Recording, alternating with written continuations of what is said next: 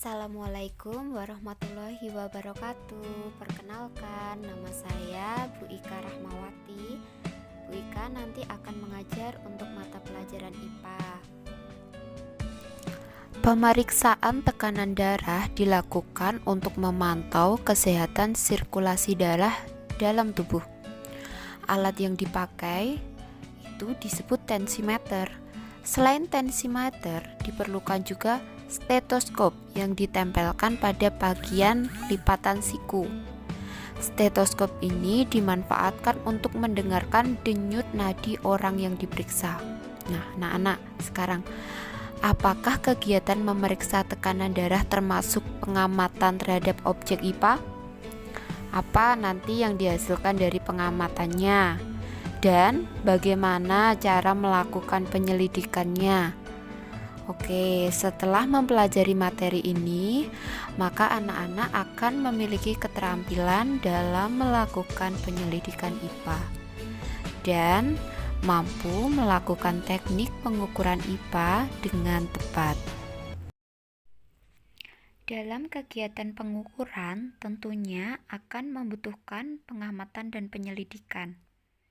Kegiatan pengamatan dan penyelidikan itu merupakan cara untuk mempelajari IPA. Proses mengamati merupakan salah satu keterampilan yang harus dimiliki seseorang dalam mempelajari IPA. Jadi kamu tidak bisa menjadi seorang yang bersikap ilmiah jika belum dapat melakukan suatu pengamatan terhadap objek secara benar. Proses pengamatan itu lebih dari sekedar melihat. Pengamatan menggunakan semua indera dan juga alat ukur. Dalam mengamati gejala alam diperlukan keterampilan proses dalam IPA. Keterampilan proses dibedakan menjadi dua kelompok, yaitu keterampilan proses sains dasar atau basic skill dan keterampilan proses sains terintegrasi atau integrated skill. Basic skill terdiri dari keterampilan mengamati, keterampilan mengelompokkan atau mengklasifikasi, keterampilan memprediksi, keterampilan menyimpulkan atau inferensi, dan keterampilan mengomunikasikan. Keterampilan mengamati memiliki jenis-jenis, yaitu 1. Melihat. Melihat ini merupakan jenis pengamatan yang menggunakan indera penglihat atau mata. Digunakan untuk mengetahui suatu bentuk, penampakan, warna suatu objek, dan peristiwa. 2. Keterampilan mendengar merupakan jenis pengamatan yang menggunakan indera pendengar, yaitu telinga, untuk mengetahui suatu bunyi pada suara. 3. Keterampilan mencicipi merupakan jenis pengamatan menggunakan indera pengecap, yaitu lidah, untuk mengetahui rasa. 4.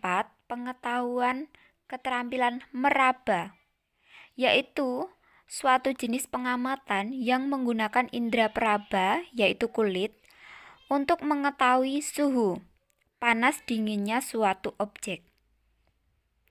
5. Keterampilan mencium merupakan jenis pengamatan menggunakan indera penciuman, yaitu hidung, untuk mengetahui bau dari suatu objek. Dan keterampilan mengukur merupakan jenis pengamatan yang memerlukan alat ukur.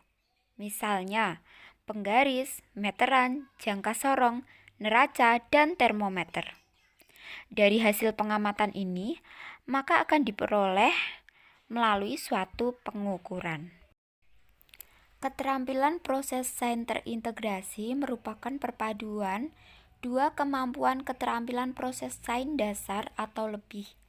Keterampilan proses sains terintegrasi atau integrated skill meliputi merumuskan masalah, mengidentifikasi variabel, mendeskripsikan hubungan antar variabel, mengendalikan variabel, mendefinisikan variabel, Secara operasional, memperoleh dan menyajikan data, menganalisis data, merumuskan hipotesis, merancang penelitian, serta melakukan penyelidikan.